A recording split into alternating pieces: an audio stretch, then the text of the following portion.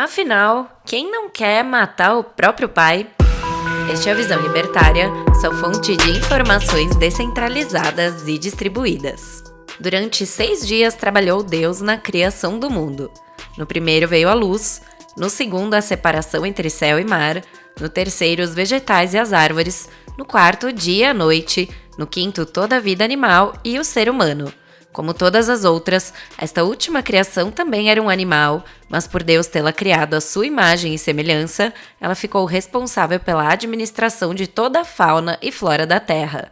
Terminado o mundo no 6º dia, Deus tirou o 7º para descansar. O repouso de Deus representa a sua saída do papel de criador. Agora, ele não mais interferirá no mundo, mas julgará as decisões que os seus gerentes tomarão. Ou seja, Deus largou o emprego de criador para se tornar juiz. Acontece que ele não poderia julgar as decisões de animais. Lebres, ursos, cavalos, cachorros, etc. Nenhum desses era passível de julgamento, porque, afinal, os animais operam por instintos pré-definidos e não podem ser responsabilizados por suas ações. Então, com o fim de fazer uma criatura passível de juízo, Deus usou a forma do homem animal, feita no 5º dia, para criar Adão, uma espécie de homem 2.0. O que difere o novo homem do antigo foi Adão poder desejar, isto é, querer coisas por conta própria.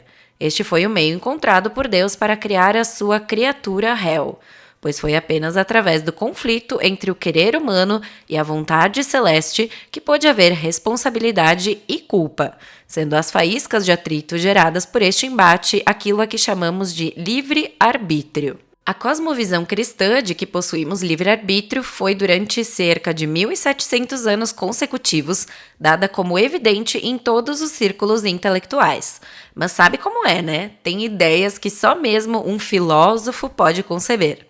Antes das perguntas flagrantemente ridículas como será que estou vivendo ou apenas sonhando? Será que existo ou não? E etc., os filósofos modernos perdiam seu tempo se enrolando com esqueminhas mais complexos e menos abstratos. Uma dessas enrolações foi particularmente bem elaborada e até hoje gera muita confusão, assassinatos e suicídios. Do século XVI ao XIX, houve na Europa um crescimento enorme do ateísmo e, paralelamente, um grande aumento no prestígio que se dava à ciência como meio seguro para conhecer o mundo.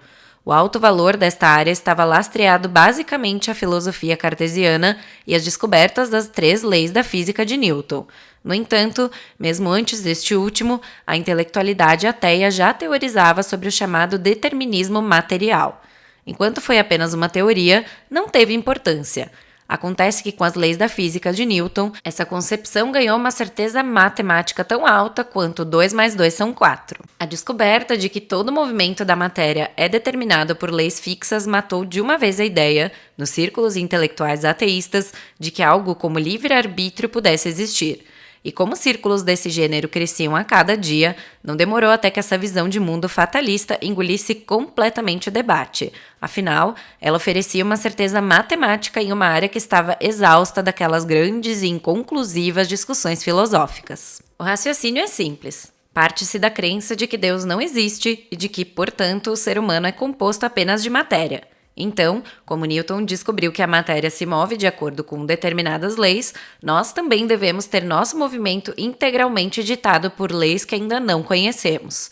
De acordo com essa nova visão de mundo, somos apenas um animal autoconsciente, igualzinho àquele primeiro homem do Gênesis. Então, a partir desta época, podemos dizer que a liberdade humana tinha conceitualmente acabado. Nas palavras de George Büchner, somos títeres cujos fios são puxados por poderes desconhecidos. Não somos nada, nada nós mesmos. Apenas as espadas com as quais os espíritos lutam, só que não se veem as mãos, como nos contos de fadas. Diante deste diagnóstico desanimador, Nikolai Gavrilovich, escritor socialista do século XIX, publicou o seu livro Que Fazer?, onde ele defendia que, uma vez que a liberdade humana não existia, deveríamos focar nosso esforço em construir o que ele chamou de castelo de cristal, imagem utilizada para simbolizar uma sociedade totalmente planejada, completamente submissa a essas leis ocultas que, cedo ou tarde, a ciência descobriria. E o sistema que operaria nessa sociedade planejada, baseada na crença de que a liberdade humana não existe, se chamaria socialismo. Portanto, a teoria socialista formada nesse período é completamente fundamentada na crença de que a liberdade existencial não passa de uma ilusão. Mas o irônico é que justamente este ponto, o coração da teoria, é o que costuma ser totalmente ignorado por aqueles que pretendem refutar o socialismo. O que os refutadores do socialismo geralmente fazem é apontar as impossibilidades ou incoerências em uma determinada manifestação prática da teoria. E assim, não me entenda mal. As respostas aos esquemas práticos socialistas quase sempre são de uma lógica impecável. O problema é que simplesmente ninguém mira na cabeça central dessa hidra. Não adianta defender logicamente a liberdade dizendo, por exemplo, que até para argumentar contra ela é preciso ser livre, porque para um socialista consciente, coisa rara hoje em dia, a liberdade não passa de uma ilusão. Você acha que escolheu, você imagina que tem controle sobre si e etc. É ridículo? Sim, eu também acho. Mas essa ideia boba, se floreada com palavras bonitas e repetida por muita gente, principalmente pessoas com prestígio intelectual, desce rasgando todo o filtro de bom senso de um estudante desavisado. Hoje em dia, podemos dizer que a teoria determinista perdeu completamente o status de certeza matemática, pois a descoberta de um novo ramo da física, o quântico, demonstrou que há uma tensão fundamental na matéria, ou mais precisamente, que não há uma pré-definição absoluta nas coisas materiais. Por isso, ainda que você não creia em Deus, é completamente plausível admitir que somos livres. Mas apesar de a teoria não usufruir do mesmo prestígio de outrora, ela continua sendo, ainda que de maneira sutil, o princípio de grande parte das ideias que circulam no meio universitário. Eu aposto que você tem um ou dois amigos que, ao conversar sobre criminalidade, gastam litros de saliva para transferir a responsabilidade individual de um bandido para toda a sociedade. Geralmente, eles argumentam que, abstratamente falando, bandidos são vítimas da sociedade e, em decorrência disso, não podemos simplesmente excluí-los do convívio social. Esse tipo de ideia partiu de Enrico Ferri, um criminologista e socialista italiano do século passado. Ferri, ajudando na construção do Castelo de Cristal, resolveu tentar descobrir quais eram as leis ocultas que conduziam às ações criminosas. Muito resumidamente, ele concluiu que o entorno social desfavorável é a causa de uma doença chamada crime e que os acometidos por essa mazela, os criminosos, são pobres doentes que merecem um tratamento hospitalar de primeira. Sabendo agora das teorias deterministas que circulavam nessa época, é fácil entender por que Ferri chegou a essa conclusão. Afinal, se a liberdade não existe, conceitos como culpa e responsabilidade também não. A aplicação deste princípio determinista ao direito é particularmente grave, pois das áreas todas, a jurídica é sem dúvida a mais afetada pela ideia de que não temos responsabilidade por nossas ações. A onipresença desse tipo de discurso no ramo jurídico matou completamente o conceito de justiça, porque, simplesmente falando, não existem tribunais para os inimputáveis. Por isso, todo discurso que vitimiza bandido sustenta-se, em última análise, neste mesmo credo fatalista antiquado que, por sua vez, baseia-se na crença de que Deus não existe. Como dá para ver, tudo parece confluir para a ideia central da existência ou não de Deus. Então, para explicar melhor a relação íntima que existe entre liberdade e ele, vamos a um exemplo literário. Ivan Karamazov é um personagem do romance Irmãos Karamazov, de Dostoiévski. O livro gira em torno de uma família de homens. Fyodor Karamazov, o pai, Dmitri, o primogênito controverso, Ivan, filho do meio intelectual, e Alyosha, o caçula que desejava virar um monge ortodoxo. Dmitri e seu pai disputavam a mesma mulher e isso gerava muitas brigas entre os dois. Mas um dia o velho Fyodor é encontrado morto e, pelo histórico de brigas, Dmitri certa vez saiu na rua gritando que ia matar o pai. Todos logo imaginam que tinha sido ele o assassino. Acontece que depois ficamos sabendo que, apesar de todos os indícios apontarem a ele, não foi Dmitri, mas Smerdyakov, filho bastardo do velho Fyodor, quem havia cometido o crime. E não apenas isso, Smerdyakov aponta Ivan como mentor intelectual do seu ato.